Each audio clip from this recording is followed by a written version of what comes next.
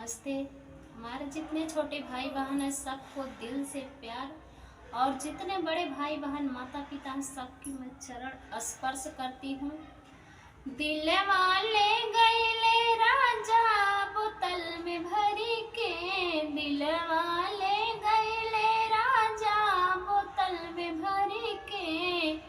सोने की थाली माँ जीवना परोस्यों, सोने की थाली में जीवना परोस्यों, जीवना जे गईले राजा नशा में हुई के, जीवना जे गईले राजा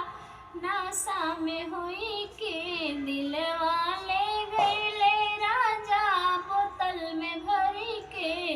दिल वाले गईले राजा बोतल में भरी के, लौंगा